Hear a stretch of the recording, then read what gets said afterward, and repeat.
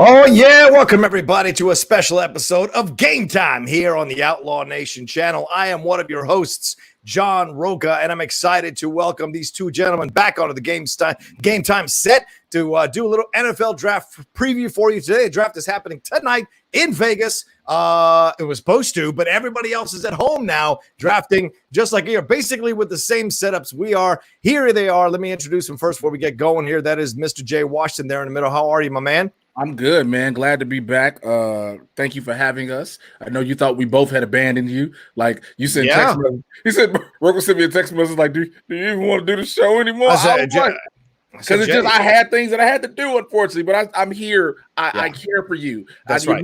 Your Medicare ain't kicked in yet, so I'm here, brother. I appreciate that. I was just at a park trying to get arrested. Yo, Winston Marshall, how are you? What is going on, my man? Oh my lord! I gotta say that I have nearly enough care and privilege to just be in parks like that. You know what I'm saying? I can't do that. I know I'm like halfway to light skin, but I can't do that. Like they will take me out. You know, you want to make a statement, you should draft from a park. That's how you make a statement. Have them arrest you while you're trying to do a draft. Better yet, make me spit out my aminos, please. Better yet, bro, from a Costco in the paper section. That's what you got to do. In the middle of a Target where they have all the tissue paper stacked up in the back, like right there. With the number one overall draft pick, we take this big ass roll of toilet paper. Like, you know what I'm saying? Just like. The elder Karens have traded up for the third pick. The elder Karens have traded up for the third pick, and with the third pick, the elder Karens are taking privileged T-shirts. The Arizona privilege. Listen, this is going to be an awesome time here for everybody that you all are watching us, because we're three football heads, we're three NFL heads. We go crazy. I'm a massive Redskins fan. Jay's a massive Bears fan once he fixes his camera, and of course Winston over there, a Cowboys fan. So we got people already chiming in. Haskell, of course, a Jets fan. We just had someone chime in. Secular Mark, I think that's right. He is a Seahawks fan. Secular Monk, sorry. He is a Seahawks fan, and he's all about it. We already have super chats rolling in here. Larry Leach, three amazing dudes. Jay, you are the man. Hope all is well. Appreciate it. It is well. Everything's well. Everything is well. That's right. And Haskell 420 odds fans are parked outside Goodell's, booing him. I wish we could have set up a camera outside Goodell's house for that possibility. I would have been going insane. So we got about 60 all watching us already live. Thank you so much. Please swing over, hit that like button as we go about. We're going to be about an hour. We're going to talk about some teams, talk about some players, and things of that nature. So, and then tonight the draft is going to happen at 5:30 p.m. I think on ESPN. I think it's 5:30. I'm sure the preview is at 5, and everything will be. And I think Jay and I'm not sure if Winston will, but Jay and I will be on Jen Sturger's watch along of the draft for her show. Swing Break. Yeah, Swing Break, her new show that she's doing on hiatus. I didn't get the invite. They filled that black man quota. It was one black person. Wow. Wow. So, I'm going to go ahead and let you say that to Jen when you get there, though. You know I'll tell her. I mean, you act like I won't tell her. That's the thing. You make it seem like I'm scared to tell her and Cody that shit. Yeah, so tonight the NFL draft is happening. It's going to be exciting. It's going to be weird as hell. It'll be from people's houses. I was watching the ESPN coverage earlier today, and they had multiple coaches walking around their setups to show people what it's going to look like. So they've got multiple monitors, and hey, they've got ring lights. Guess what? They're going to start their own YouTube channels too. It seems like the whole setup is the same. Rocha, you didn't hear? The Vegas mayor opened it up. Everybody can go now. Yeah, then the Nevada governor was like, no. The governor was like, no. They were like, basically, the Las Vegas mayor was like, everybody can. She was drunk as shit. Everybody can do what they need to do. Yeah. And the governor was like, bitch, no. Yeah. She clearly had a good day at the tables to be talking that mess on Anderson Cooper's show. That's for sure. Pretty crazy stuff. But before we jump into that, I don't have any graphics for this, but we should definitely address this right off the bat. Gronkowski going to Tampa Bay for a fourth round pick. You get Gronkowski in 7th round pick for a 4th round pick. This is insane. What a way to put the Patriots and Belichick over the barrel in this. But The Patriots have 12 picks tonight. 12. That is not the record for tonight. Miami has the highest. They have 14, but still 12 picks by the Patriots. Do you think this was part of it? They were like, screw it. We're just going to get rid of Gronk. He doesn't want to play for Belichick anymore, and we'll just take those 12 picks. What do you guys think happened here? I mean, I think the writing is on the wall. Something is wrong with the Patriot way, with the Belichick way, because you're having your two biggest superstars be like, "Fuck this, we're out." Yeah, like you would heard the all the articles came out about Brady and like his interview with Howard Stern about how he didn't feel appreciated over there. That like, sure, there is something to be said about Belichick and all those championships they won. Yeah, but something is definitely afoot there. And the fact that Gronk himself, Mr. Party Boy, who does love to play ball, was literally like, yeah, I'm not doing it under this shit. But the minute he saw Brady like free, and he's like, I can go play with my boy, and like I can be near Miami and shit. Like, fuck it, I'm gonna get up out this hoe. And he left. And I think this instantly doesn't put him over because it still gives the Saints the favor of that division. Yeah. And I'm very curious to see what Brady actually looks like playing in a division full of competitors versus a division he's been able to just walk all over. And Father Time is catching up with them too. But I do think that this just made the NFC South 1,000% the division to watch. Out of every single division, nothing else is nearly as interesting as that division at this point. Because Carolina is going to figure their shit out. The Falcons, they are very hit or miss, but they are, as long as you have Julio Jones there, they're just going to be a nice spectacle to watch. And then the Saints are ridiculous. So those four teams are going to be the ones to watch this year. Now, I agree with that. What do you think happened here, Jay? Do you think they just they had worked this? I mean, the ESPN reported they'd been working on this 2 months ago. So what a way to screw over Belichick. Tommy and him having the conversations, which of course is not colluding or not any kind of violation of policy because he was not in the NFL at the time. And I think that's the way they played it. Yeah. You have to retire. In order to make this seem like it's not collusion, you got to retire and not play a season, which he did. Yeah, right. Exactly. And now you can apply for reinstatement, which you will, and then you can go to the Bucs. But this beckons the question for one more other player now.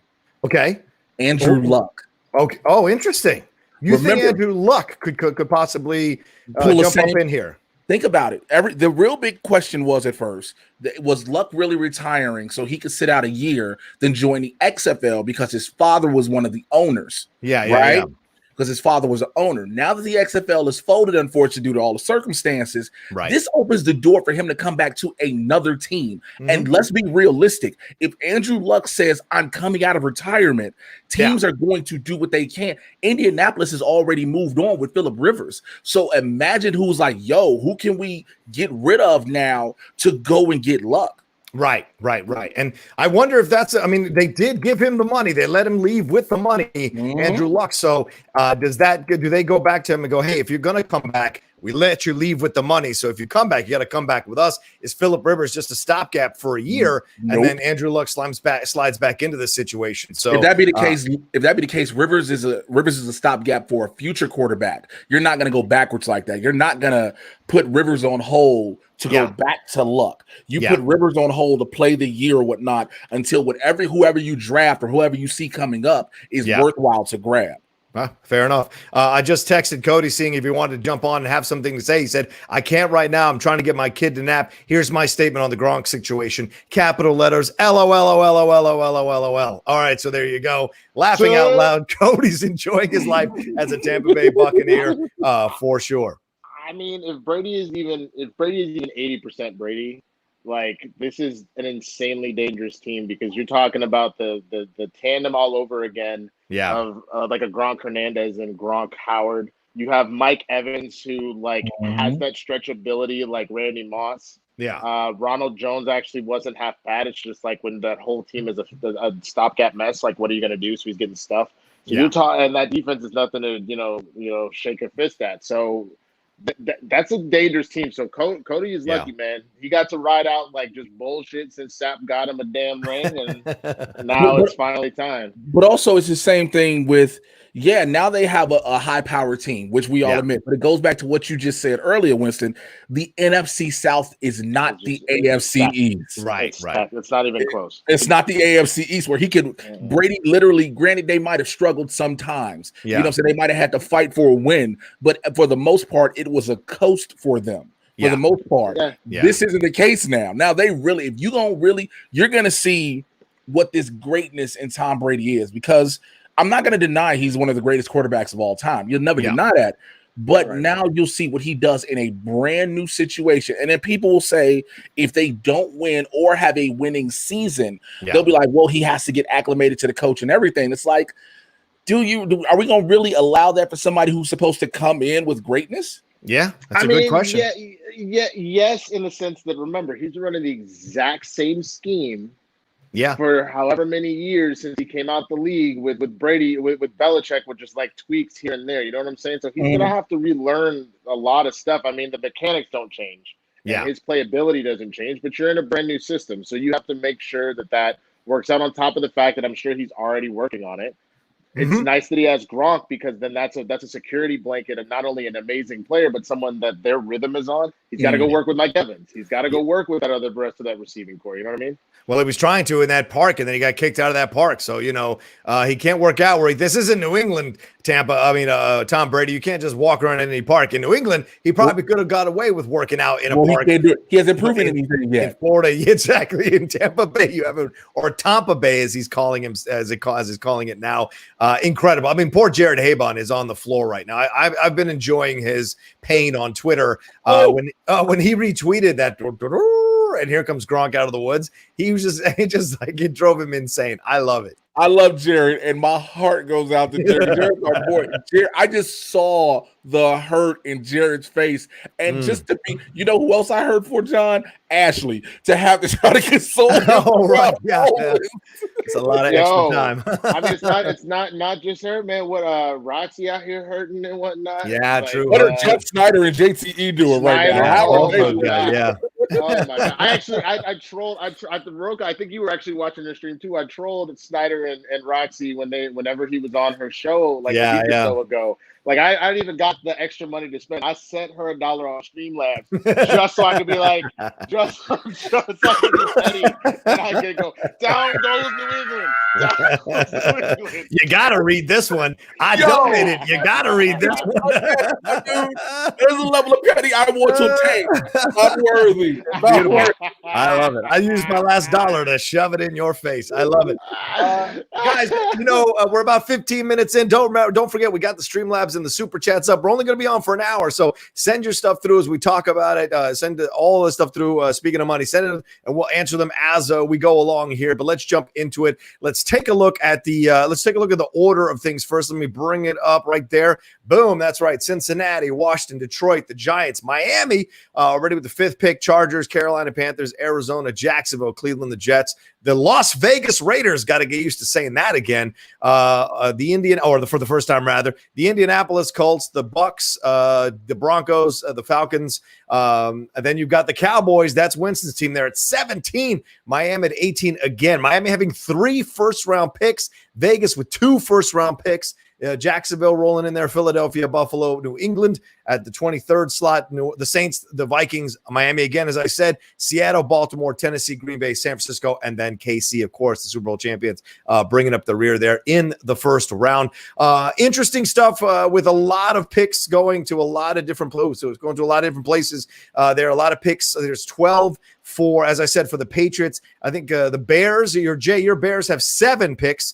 But they all come way later. Yeah, they do. You guys have really hamstrung yourselves in that way. And as I said, and then Washington has 7 picks as well, but we don't pick again after the second pick until the 66th pick, which really sucks. And then Winston, your Cowboys, I think they're around 6 to 7, right? Is that correctly on that? Let me see if I'm correct on that. 7 picks.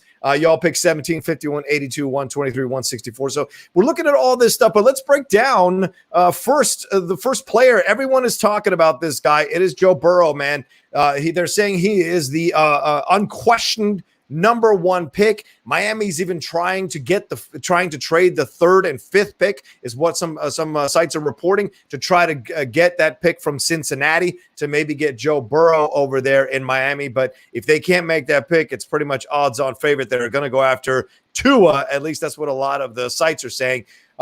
Any questions, any hesitations about Burrow? He's come on. He's a 4-year player, not one of these guys that comes out in the second or third year with all this hoopla. He is a player who got better over the years, but certainly incredible last year, leading LSU to the national championship game. Any questions here stepping into a Cincinnati situation with a new coach and then not a culture of winning for quite some time, at least getting past the first round culture of winning for quite some time? Well, he's NFL ready because of the conference he's in.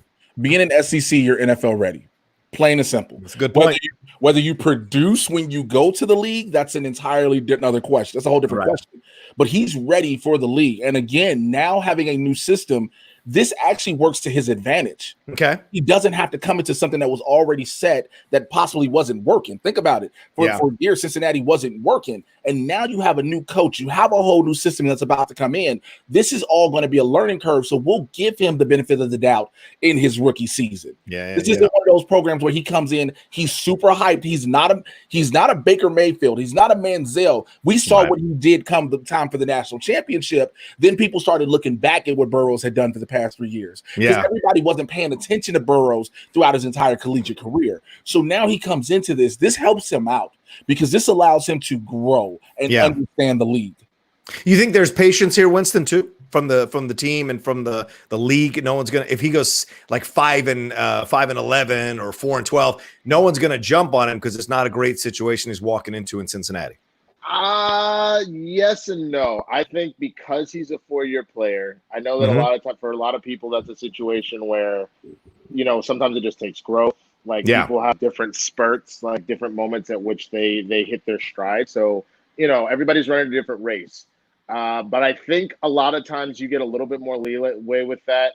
Like, for example, Manziel got 2 seasons. Mayfield got 2 seasons. And counting. And counting. You only had the 1 season for what's his name that was in Arizona that got traded. I already forgot his name. Not Murray, who got traded away because they wanted to go get Murray. Right. The guy he went to Miami. Jake something. Jake. Yeah. So what's interesting about this man is that I do think that he's actually going to produce. I do worry about because I think about these quarterbacks that went to teams that were able to pick them at that level. Right, Josh Rosen. Josh Rosen. Go ahead, my man. I think about the guys that have gone to bad teams, but if you notice, they're the ones that really end up successful. They don't go to actual bad teams or systems. They go to a team that maybe they lost a key element, like their quarterback that year, and then once you plug something in, they return to form. It's the guys that get drafted to some of these teams that are absolute garbage that you have to worry about. So I look at, for example. Look at Andrew Luck. The Colts have been up and down with Peyton Manning because Peyton Manning obviously had that neck injury and then they decided to move on. But the Colts weren't bad. They just went from being an A+ team because of Peyton Manning to being a C team because they really didn't have a quarterback that could get it done. You plug the kid in and the Colts are instantly a contender. Good point. You look at the Cowboys. I mean, obviously Dakota was drafted way down. I'm using his government name because Dakota's still in my shit house for what he did with that damn party. But the Cowboys were good. It's just that Romo was up and down with those injuries. So then you plug Dak in, and all of a sudden the Cowboys that year we went 12-4 or some shit, 13-3, something ridiculous. So what I get concerned about if he goes to Cincinnati, I do appreciate a new system, so he gets to grow with it. But I think there's also less of an ability to have the foundation support him up. I think when you are a piece on a team, a corner, a lineman, a whatever, it works out okay because you're obviously important, but you're not the linchpin. A quarterback like that is really a linchpin, and if the team is not ready to succeed with him there. That's why Cleveland has never gotten over that hump. Honestly. Yeah, and I think that's the concern here for me personally looking at it is you've got a first-year quarterback with a first-year coach. That unsettles me. I know Kingsbury did a nice job last year in Arizona, not overall, obviously records-wise, but Kyler Murray was coming on near the end of the year, so I'm excited to see what he can do in the second season. But Kingsbury is an offensive genius. The guy they've got here in Cincinnati is certainly a strong coach, but I don't know if he's going to, are they going to learn together and put it all together? Is this going to be another Jared Goff, McVay situation, young coach stepping in? You mean Jared Goff, Jeff Fisher? Well, no, Fisher was a crap coach. Yeah, you're talking about okay. I get what you're saying. Exactly. I got where you're going with that. Yeah, Goff was in his second year. McVay comes in, kind of turns this kid around. Same thing. Look, RG3 benefited and was also hurt by having someone like Shanahan as his coach, because Shanahan certainly coached him up, and RG3 was incredible, but Shanahan should have been more vigilant to make sure RG3 doesn't get on the field when he's injured. Would have saved his career overall. So I think that's what we're going to have to watch out for here in this situation with Cincinnati. I think the biggest thing when it comes to Joe Burrows and even number 2 being Chase Young, those are locks. Those are locks, no matter what. Right. From what everybody is talking about where the draft starts at, and I think I just saw it in the comments too. The draft is going to start at number 3. Okay. Because right now, Lions? because the Lions may not hold this spot. Right.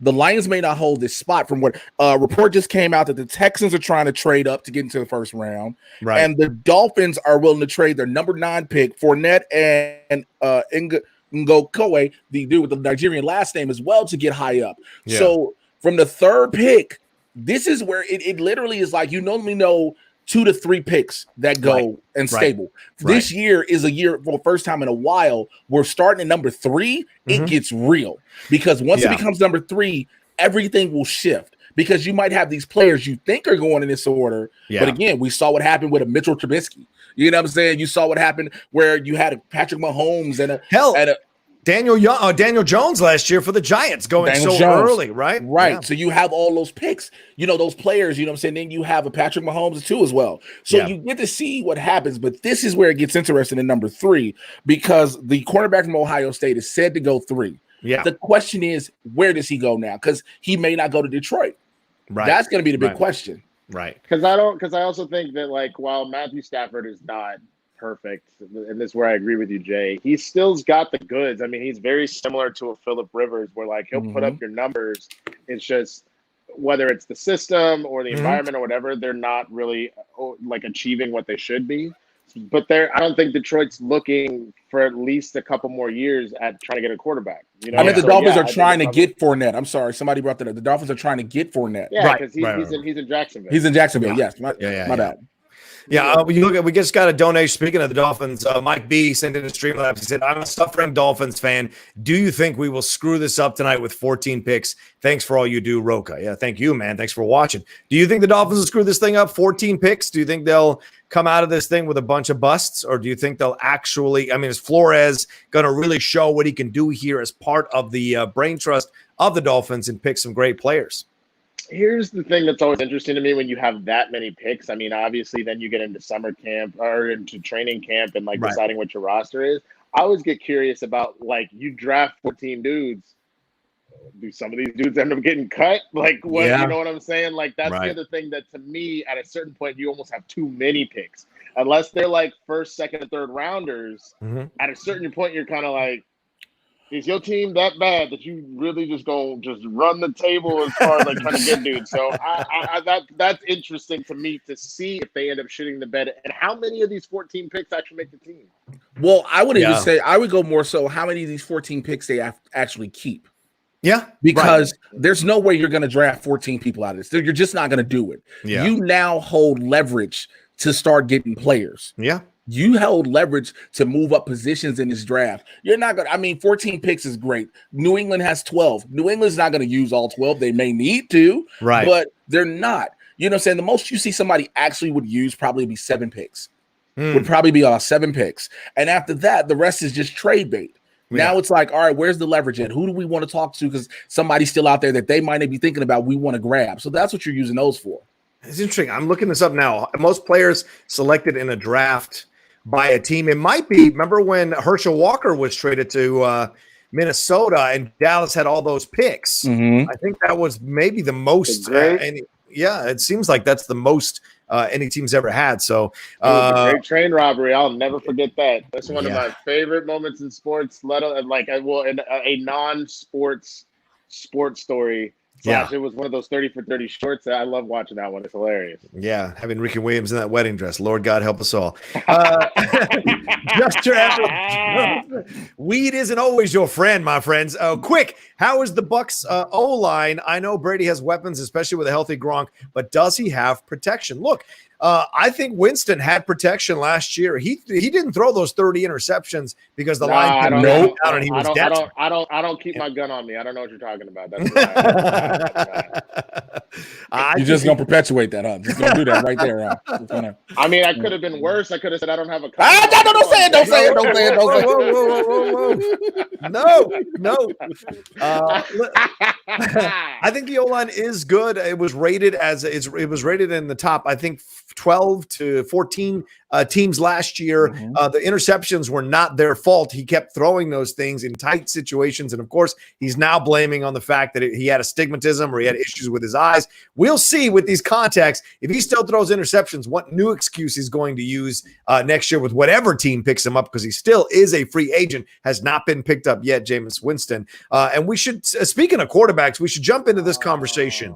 What do you guys think? Of course, like you said, Chase Young, Jay, I think the Redskins are going to take Chase Young. I think there's no question here. Yeah, there's no doubt. We'd be absolute idiots not to take him. And normally I would say that's a possibility that we take Tua in some strange, stupid decision. But with Ron Rivera there, who is a strong defensive-minded coach, I think Snyder's going to keep his hands off this one. They're going to bring this guy in. I saw on ESPN that Rex Ryan compared this guy to Khalil Mack. And I don't put much stock in Rex Ryan, but Rex Ryan is a defensive guru. He knows how to coordinate a defense. And so if he's comparing him to Khalil Mack, that is good enough for me for now. So I like that idea. I think he's necessary on the line for the Redskins. So it could be a good thing as Haskins develops or whatever we do at quarterback. He's a nice choice there. But let's move on to some other quarterbacks here. That's the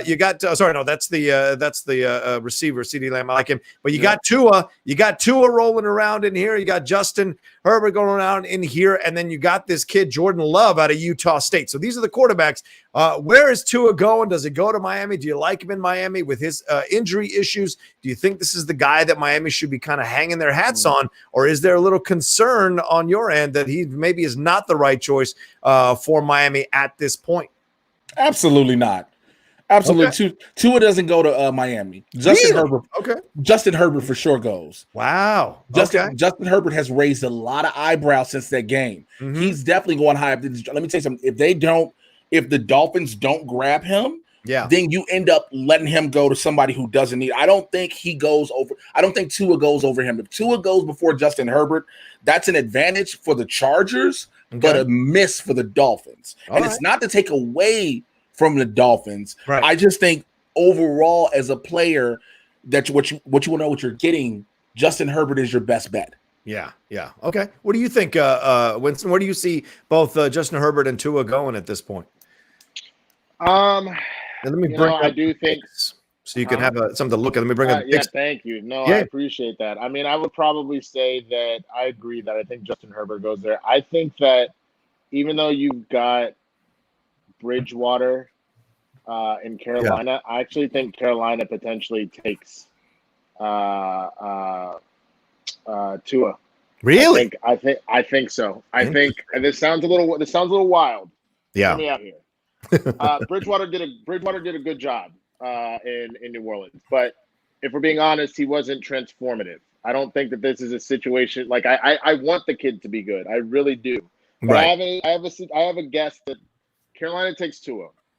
If Bridgewater isn't doing well, you give Tua a shot. If Bridgewater is doing well, you kind of use that. You let him sit on the bench for a year, even though I do think he's ready to play, and then use that as bait to try and restack that team, because that team needs a lot of help. It does. Like they just have CMC down there, and that's not going to do it. Right. So I think that if you end up taking Tua like that, you either have set yourself up for the future where he's going to come in kind of a la a Brett Favre, Aaron Rodgers situation, where he just waits a year or two, and then like you're not going to end up like Teddy Bridgewater isn't Brett Favre. He can't play that game of I'm playing, I'm not playing, I'm playing, I'm not, like that.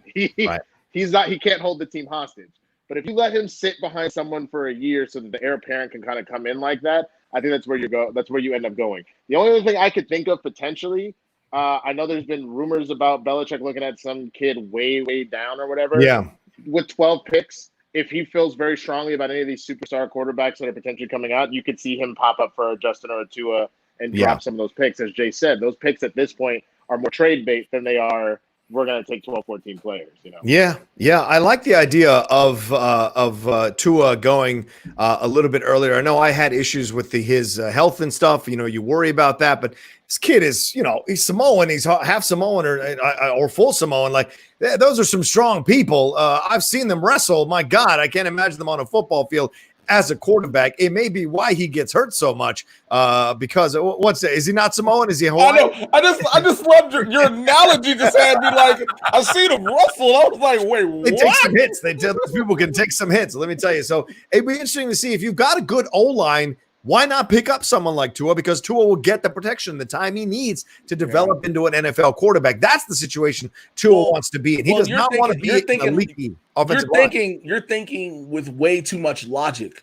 and you're thinking your thought process is foreshadowing. Is right. Looking forward towards the future. Excuse me. Of course. And you're looking more so not just this upcoming season. You're looking like you can have longevity out of him. You get teams like Miami who just came off the worst that they could have came off of. They want to have a winning culture now. Yeah. You know what I'm saying? They want to have this now. You just came off of this season where they were having strip clubs in your parking lots because that was more enticing than your games. Well, you know what I'm saying? That's fair, but they did end the season. I think they won 5 out of the last 8 games to end the season. So they were on an uptick under Brian Flores. So maybe something. Yeah, because Flores was like, I will buy you niggas whatever you need to just win me some games. Please. Fair enough. Okay. You got Rocha. I didn't know that was a speech show. My goodness. Okay, well. I respect that. Okay. Good thing Antonio Brown was in that locker room. All right, here we go.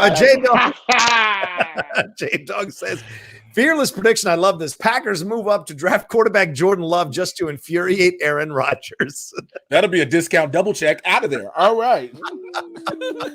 I love that idea. You know, we talked about this on an earlier episode about that all NFL team. Yeah. And the fact that Aaron Rodgers made it over the decade over Drew Brees, and people were putting out all sorts of numbers where like Aaron Rodgers technically, with barring like his year with the Super Bowl win and his year of his MVP win, Drew Brees outclassed the shit out of him left and right. And people are starting to question like a little bit. I mean, no one's ever going to say that Aaron Rodgers isn't like an elite quarterback, but like how elite is he? Because what has he really done with the Packers? Yeah. As a matter of fact, what's super interesting is that when it actually push comes to shove in the playoffs, he looks a lot like a Peyton Manning, where it's like, I'm rocking it in the regular season, but when it's time to go, he can't deliver the goods. He gets lucky in the playoff selection, the way where he's seated and where it all falls. Right. He gets to embarrass us all the time. Like, you know what I'm saying? He gets teams that aren't necessarily ready for it, but then when it's time to put up or shut up, he gets embarrassed. Mm-hmm. Yeah. We got a Streamlab that came in here from Brandon Buck. Thank you, Brandon, for donating. Please send in your Streamlab super chats. We got about 25 minutes left in the show before we got to wrap this thing. It goes fast. This stuff, when we get going on stuff, it goes fast. Brandon Buck says, any Super Bowl out of left field predictions for any Super Bowl out of left field predictions for the draft tonight. I want to answer this first, if you guys don't mind, but I'm going to bring in a super chat that connects to this. Ranger Donald 1 says, where does this leave Julian Edelman and the rest of the Patriots offense? This is a great question. I'm going to wrap these two up by saying this. This is my Super Bowl prediction, Super Bold prediction. I think the Patriots are going to trade up to move up higher in the first round and get themselves a quarterback. I think they might be looking at Herbert. I think they might be looking at this Jordan Love kid out of Utah State. I think they like these two quarterbacks, and they certainly like the stability that both of those guys could bring to them more than Stidham or Hoyer can. So that's my bold out of left field prediction. Never doubt Bill Belichick in a situation like this. What do you guys have as predictions for yourselves? I was going to say the same thing. Go ahead. I'm sorry. What was that? I was going to say the Patriots are going to snatch the quarterback.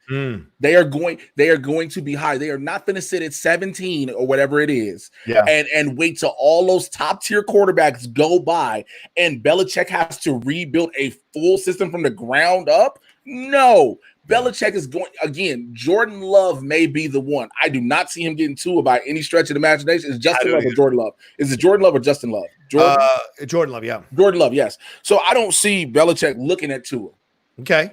I don't see him looking at Tua. I see him looking at Jordan Love like, who do I need to get rid of? Right. To get that pick. Yeah. And at that point, everybody's expendable because right now it doesn't matter anymore. You don't have Brady. You don't have Gronk.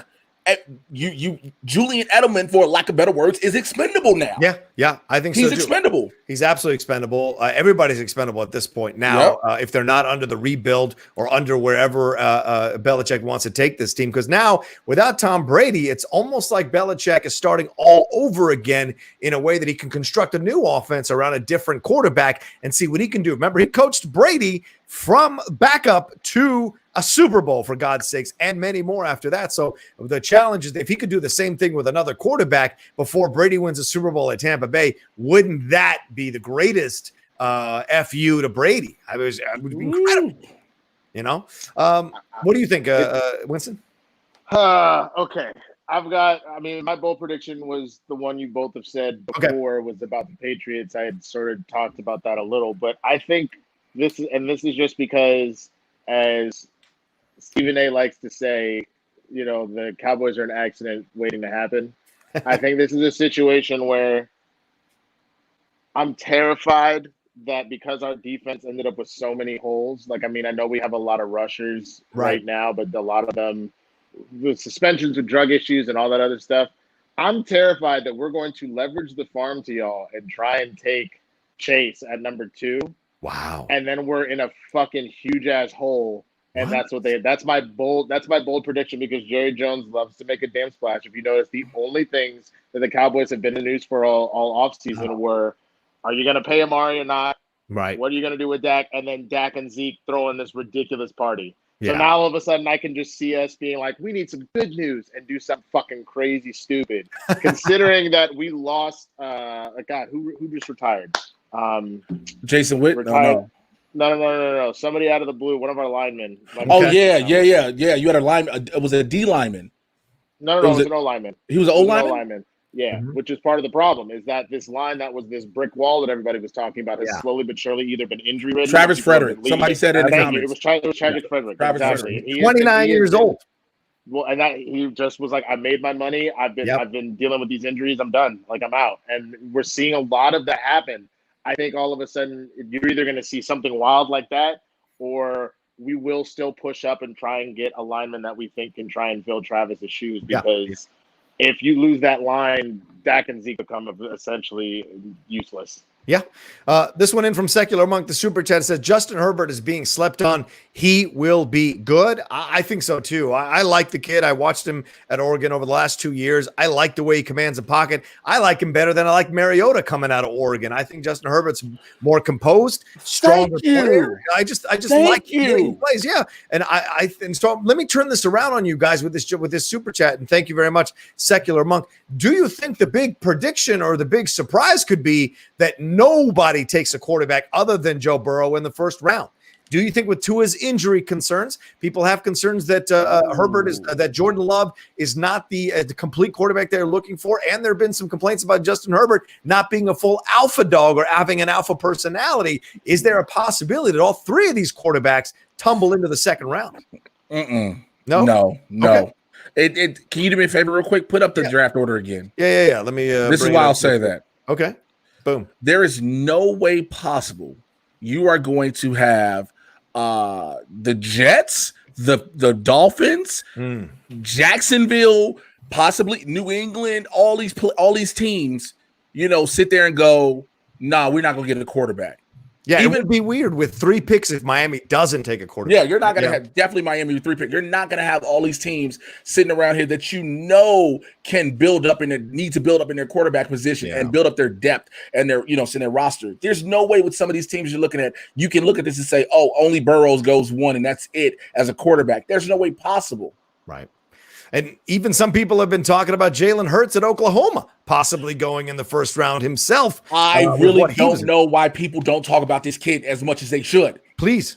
I don't understand it. Jalen Hurts came in after Tua's injury and was showing you this boy got the mechanics. Yeah. He can do this. But people kept focusing on Tua when Tua comes back. When he went from Alabama to Oklahoma, I get it. But it's like, Jalen Hurts can give you something. He is like for me personally. This is me personally. Maybe people might not feel like this. He's a miniature Deshaun Watson. He can give you this. Let him do that. But now if he goes first round, that's a shock. Right. Okay. I was looking at Bleacher Report's Mike Freeman's mock draft, and he's got the Jaguars taking Jalen Hurts after they trade with the Patriots for their 23rd pick. That could be, and maybe they trade the disgruntled lineman who decided to go at Tony Khan on Twitter and trade him to the Patriots for that 23rd pick and slide up in there and do something. That beef was hilarious, by the way. Trade me then. Just trade me then. And the boss being like, we're not just going to trade you for nothing. Go figure out how you can be of value and trade you. Right. I make yourself worth something. Yeah, I love when Tony was like, this isn't going to help, you moron. This isn't going to help. This is Jenna James saying facts Hurts will be Dak 2.0. Jenna, I have a lot of love for you. Jenna, you come into all the streams, and I love you. And I wanted to talk to you. I was going to tell you to DM me, but you just said that. You can DM, you can still DM me, but I don't think he'll be a Dak 2.0. I think under the right system, he can develop. I think that's the thing we always forget. There are quarterbacks who can shock you. Yeah. Once they get the chance to develop on the right system. Look at Brady. I'm curious what we mean by Dak 2.0, because are we seriously going to be in these streets and pretend like Dak Prescott isn't actually a very good quarterback? Like, if you look at his numbers, he had one bad year, and his numbers actually point to him being if not top 6, top 10 quarterback in the league, man. Like, get the fuck out of here. And it's you can't say nothing bad about Dakota Prescott around Winston Marshall. Well, that might be what Jenna is saying, that she thinks Justin will come in or Jalen will come in and do his thing. Well, and that's what I'm saying. The way Jay is saying that, it sounds like he's genuinely trying to throw shade at Dakota. When I'm not trying to throw no shade at you told her to undm you because you were like. No, I said still send me the DMs. I said still send me the DM. JMD over here trying to talk back on Dakota Prescott. Spencer Smothers says Patriots will get the number 3 pick from his boys in Detroit. That's right, Mike Vrabel over there in Detroit. Would that be a situation? Oh my God, that would be the wildest fucking collusion I've ever heard of. All right, we got a long con here. All right, they're onto this, the deflating balls and the cameras. You just say you ask to a whole different team as a head coach, and then you gonna send us those picks. That's the Patriot way, bitch. Like, yo, that's the long game for real. Like you still look. We still gonna pay you under the table. It ain't an NFL contract, but every month your bank account gonna rise by another. Maybe $250,000. Okay, that's cool. Some Danny Ocean shit, bro. Like, for real. How do you rob an NFL team? Yo, I guess it's possible. It's certainly possible. We saw the Celtics and the Timberwolves do that. So anything is possible there. Spencer Smothers. Well done. Just saying. Nice bookend on that. What do you think the Lions need to do tonight? Let go and let God. Damn, that's 2 really harsh ass criticisms from the 2 of us, bro. Jesus. They need to do a lot. They lost Derek. They lost Darius Slay. They lost a bunch of defensive linemen. They did sign a couple of defensive linemen and a cornerback, but they need some defensive help, I think, and they need some O-line help as well. You know what they need to do? They need to stop protesting and take their asses home and worry about COVID-19 and not the draft right now. Again, they need to let go and let God, okay? They need to call a preacher up that they trust in Detroit. Just tell them pray over their picks and just let him announce everything. I like it. One guy I want to ask you about. You guys, I brought him up earlier on accident, but I certainly love this kid. That's CeeDee Lamb. Sorry, that's the wrong one right there. CeeDee Lamb. I do like CeeDee Lamb out of Oklahoma as a receiver. A lot of people were saying that this is going to be a receivers heavy draft, but a lot of the mock drafts I saw from a number of sites, you don't see a receiver until the 10 through 20 range. So you see more cornerbacks or O-lines or defensive linemen, O-linemen, defensive linemen in the first 10 picks than you do any receivers. So that's a little bit shocking to me. I think CeeDee Lamb is a game changer. What do you guys think? I don't think it's a shot. Go ahead. Okay. Can you pull up the draft numbers again? Go ahead, Jay. Yeah. No. You go right ahead. Right there. Well, I just wanted to see how far. No, they're too far back. I was gonna say, because to be honest with you, as well-rounded as the Saints are, they need a number 2. Yeah. Honestly, and I was gonna suggest them, but at 24, I don't see them trying to move up for that. Who needs a one? But you know who needs a receiver now? Who? Cleveland. Yeah. Good choice. I was thinking the same thing. Cleveland. With the rumors about OBJ moving on. I think he's gone, isn't he?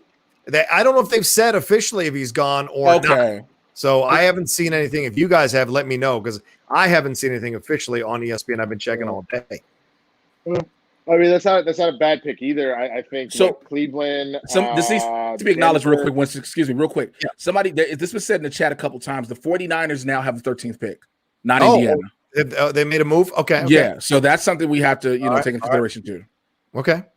Oh, well then, crap. I think maybe they'll get themselves a little bit of a situation. They may take it. They could look for because they also need a. You can't, as was proven. Yeah, Garoppolo's good, man, but he's not a Mahomes. You need hands. He's not a Lamar, etc. So Kittle got him a lot, but that receiving core was like boo-boo trash, and so like if they have some sort of superstar receiver, I actually think perfect. That's perfect. I think if they have a receiver, then they might have won that Super Bowl, honestly, because in my opinion, once they realize just put everything you need on Kittle, who else bailed him out? You know what I'm saying? Yeah. So I think if you give them somebody that's lethal, they're a completely different team. Fair. At 13, they could take this kid. I think that would be a really great pick on their part. Yeah. Did you say he's boo-boo trash? I like it. Yeah. So I like this this draft this year because there's a lot of unpredictability once you pass the first two picks, as Jay just said earlier. Once you pass the first two picks, those are pretty much locks, and everyone else is kind of up in the air depending on need. And we saw so many surprises last year. And look, the Giants are in this mix in this first round. What craziness will Gettleman do for the Giants as the GM? Will he make some changes or pick some crazy players? I mean, the Daniel Jones thing doesn't look bad. Doesn't look 100% great yet, but it certainly doesn't look bad. The kid had some good games last year, so it could have been a stroke of genius for them to take Daniel Jones. You got Saquon Barkley. Now you need some help on the defensive side of things and maybe another receiver. What are you going to pick up rolling around in the draft as well? So we'll see what the Giants do. What do you expect? Go ahead. Winston. I just feel like what they need more than anything, they need some O-line help, bro. Yeah. Like you can't like Saquon ran through cats, but like the injury didn't help him. And then the reason why Daniel was up and down, they don't know what Daniel's gonna do. Right. But that's the real reason why Eli had to kind of force into retirement is because they let him get mollywopped all the time. All the last 2-3 years. They really did. I was fine with it. I'm sure you were fine with it. I was very fine with it. The Giants O-line opened up like Moses parting the Red Sea. It felt like it would be like it would come off the hike, off the snap. They would be there for a second, and everything's just done. Protection's gone. Right. It's like they looked like the longest yard when they were sick and tired of Adam Sandler shaving and shit. They and they just walked away. The way the Bears O-line did Cordell Stewart back in the day. Right. I like this idea. CeeDee Lamb has Kyler Murray asking for him for Arizona. Arizona picks, I think, 8th. I think they pick 8th. Wouldn't that be interesting if they got themselves CeeDee Lamb? But I think they need more O-line help than they do need receiver help. But you've got a couple of receivers there who've done nice work. The rookie receiver last year, and of course Larry Fitzgerald. But could be interesting. Kyler Murray and CeeDee Lamb reuniting over there at Arizona. We'll see. It gives you some guarantee. You know they have the connection. Yep. I mean, you know they can make the plays you need them to make. Yes. Again, and Larry Fitzgerald, he's gonna play until his body literally falls apart. Like literally, have to put his leg is gonna be on one side of the field, his arm. That's how long he's gonna play. But at some point, you have to think past Larry Fitzgerald. Somebody pick that up and bring it back to me. My right arm. Pick it up and bring it back to me. Hey, man, when y'all go down there and snap, can y'all run that back for me real quick, please? Real quick. Andy Burnett sent in a Streamlab. He said, the Packers need a wide receiver, but at 30, do you take the 6th best wide receiver or maybe the best running back? Will there be a running back taken tonight in round 1? I'd be surprised if that happens. I'm not hearing too many positive things for running backs in round 1. What do you guys hear? I haven't heard of it. I haven't either, especially because all people always need to upgrade their running game. I'm sure the Rams, getting rid of Gurley like that, but I don't see that happening. I think that you're probably not going to see your first back until the second round. Okay. Yeah, DeAndre Swift is the pretty much the consensus number one running back out of Georgia.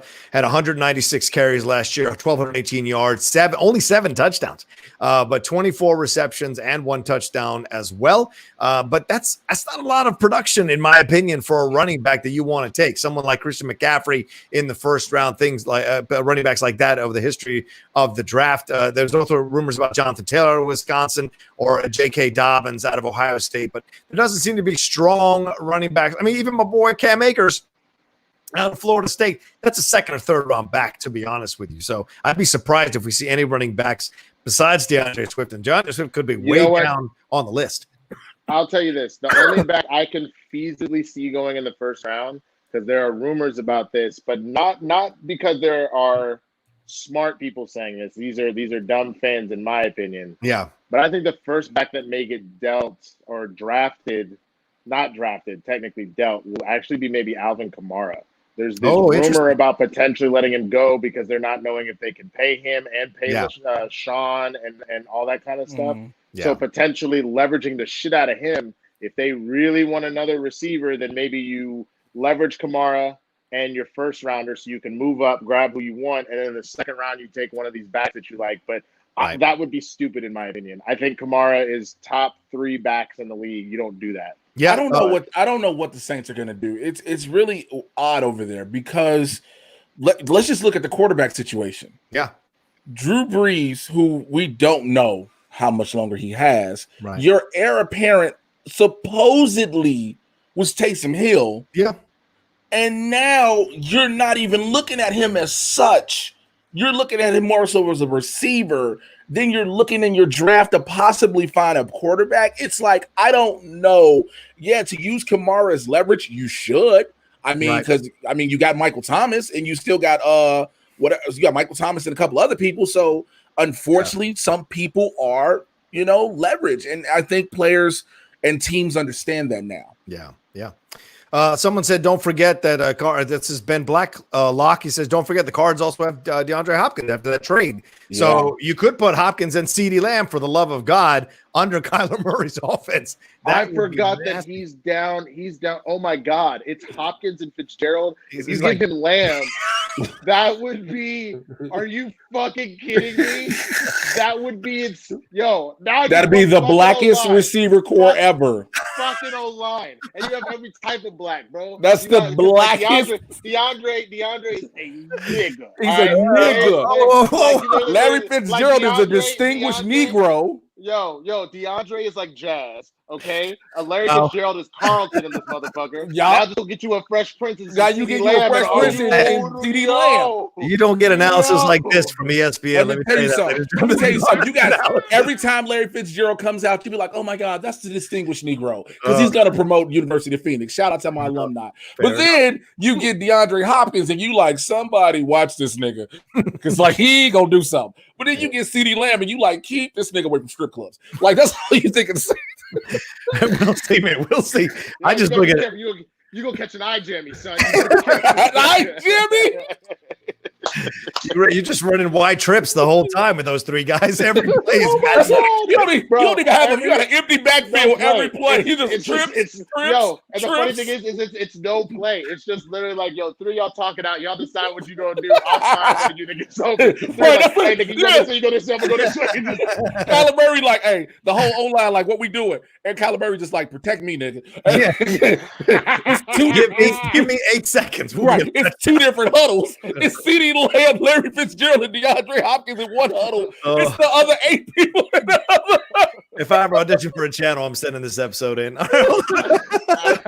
J Dog says, as owner of the St. Louis Stallions, I demand to know which rounds and selections we have on the board tonight. Is that what are you saying? The Los Angeles Rams? Is that what he's saying? Yeah. Let's take a look. Where I don't know if I have the Rams in here. Where I don't think they have a first round pick. They're in the second round. Yeah. So there you go. I don't Welcome have to the second round, club. Yeah, I don't have the Rams. Welcome to the party right now. Anyway, there we go. What do you guys wrap up? We got 4 minutes. So real quick, what do you guys think will happen for each of your teams? Do you anticipate the Bears will have a good draft? Will the Cowboys have a good draft? What do you guys think real quick? Well, I'll let Winston answer that, then I can just go ahead and leave because I already know what my answer is. So, I mean, the answer to that question is the Bears are going to have a terrible draft. You suck. I'm just going to go ahead and honestly, Dallas is one of those hit or miss, goddammit. Like, it depends on who's in charge. If Steven is in charge, I think we'll have a great draft. If Jerry's in charge, I think we're fucked. And that's been the pattern for years, is that if Jerry gets to go be like, I want to make a splash, then we're fucked. Yeah. If Steven talks some sense into his dad, he's like, yo, Pops, like, Travis gone. We need someone to take Travis' spot. All right, I guess I'll sit my ass down there with my billions. And then he chills. You know what I'm saying? So that's I can't tell you. It depends on if Jerry got a hold of whiskey or not. Jerry's like this. I'm gonna do. Let me tell you what we're going to do for the team. So we built an organization. Don't pay Dak anything. This organization needs to build for the America's team. I mean, look, man. And waving to Ellen. Yep. Jay, what do you say about the Bears? What do you tell? I feel like you should play a Requiem mass right now. First of all, give it honor to God, who's the head of my life, Pastor. I like that. It's a nice Steve Harvey reference. I respect it. It feels like this. I'm gonna tell you how good God's been. Yeah, go ahead. I'm gonna tell you how good God's been. Because the weather started getting rough. The tiny ship was tossed everywhere. So I say all that to say, I'm gonna have to watch King of Comedy today. You see the Bears' previous draft picks? Yeah, true. I mean, literally, this is gonna have to come off trades. Yeah, the Bears are gonna have to trade for somebody after the draft is done. Yeah. I don't believe they're going to pick up anyone substantial. They'll pick up filler players, excuse me. Yeah. But I don't believe they're going to pick up anybody substantial in this draft. I don't trust them to draft any. You went and got Mitchell Trubisky. That's true. But I mean, that's before Nagy showed up, right? I don't think Nagy. You would have got Mitchell Trubisky. He wasn't even the best player in North Carolina. That's true.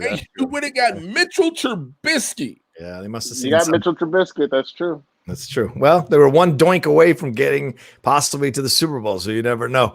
All right, let's wrap this thing up. 2:59. I gotta go. My Redskins. I don't know what's going to happen. I do actually have more faith this year than I've had in years past because I don't trust Jay Gruden. Never did trust Jay Gruden as a head coach. He's a good coordinator, terrible head coach.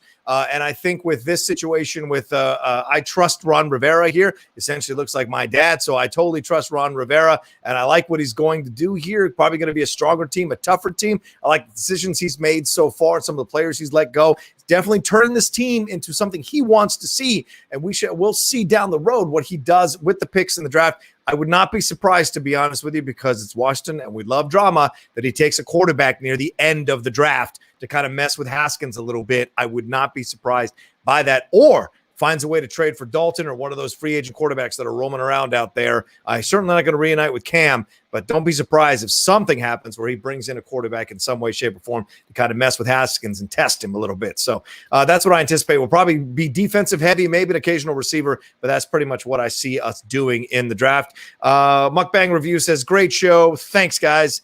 Thank you, Mukbang. Really appreciate it. All right, guys, plug what you need to plug real quick. I got to wrap up as we get on out of here. All right, Twitter and Instagram at Mr. J Washington. You see how it's spelled. My Patreon, patreon.com/Mr. J Washington. See some of my stand-up, wrestling clips, and more. It's only exclusively there. And join my YouTube channel, youtube.com/JAY Washington 80, JAY Washington 80. And check out the Mad Titan podcast where I get you caught up everything happened in Marvel and DC live action cinematic universe, barbershop talk for nerds, and Blurs in the Hood with that man right there, Mr. A. Marshall. We do it live every Tuesday, 2 p.m. on the Blurs in the Hood YouTube channel, youtube.com/BLERDS, the letter NTHEHOOD. Wow, there you go. And thank God for Jay's internet guy who fixed it. All right, go ahead, Winston. What do you got? All the socials. I'm efficient, baby. I'm efficient. I mean, we can go long if you want to go long, but I'm efficient right there. Just plug it into whatever site you're thinking about, a Patreon, YouTube, Instagram, Twitter. Just boom. Hey, Peggy, your Streamlabs is not in here. Honestly, damn, she got pretty eyes. I took a look here, Peggy. I don't see your Streamlabs. So if you want to send in your question, I read the Andy Burnett one. I read the Brandon Book, the Mike B. There's no one else who's come through. Maybe you sent it to the wrong address, but if you type it in real quick as I'm wrapping up the show, I will read it. And for those of you who are still in here, please swing that cursor button over. Hit like. We only had 84 likes. We got 155 of you all in here. So please get us over 100 likes in the next 2 minutes while I wrap this thing up. You can follow me. Amazing. You can follow me at the Rocha Says on Twitter and on Instagram. For there, I'm trying to get the Twitter over 20,000. Over 35,000. Trying to get the Instagram over 20,000. Peggy, just processed. Here it is. Jay, as a fellow Bears fan, tell me how to get hyped up for this draft. Unless Pace pulls off a blockbuster trade for Joe Burrow, that's not going to happen. I'm not how to get hyped. You just go ahead. Hold on. I'm a season ticket holder, so I'm ride or die. But I think the Mitch experiment has failed. Hashtag could have had Mahomes. All right. Tequila.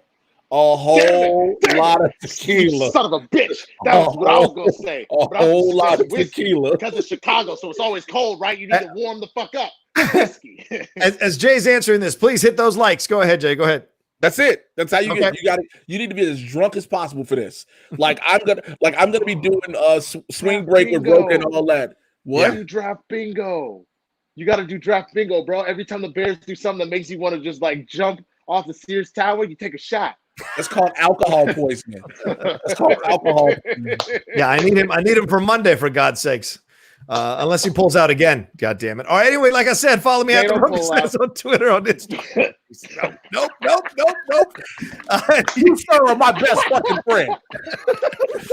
You please follow the Outlaw Nation. Please subscribe to the Outlaw Nation channel. This is the kind of content you get on multiple platforms. This is the only sports show on the channel. But we talk about a lot of things here. If you enjoy the show, please hit subscribe. You got all the content. There's entertainment news or movie news. The Outlaw Nation show, and certainly we got a pro wrestling show, Strong Style, that's on there as well. All right, we should wrap up. Thank you all so much for taking the time to watch. Thank you to Jay. Thank you to Winston.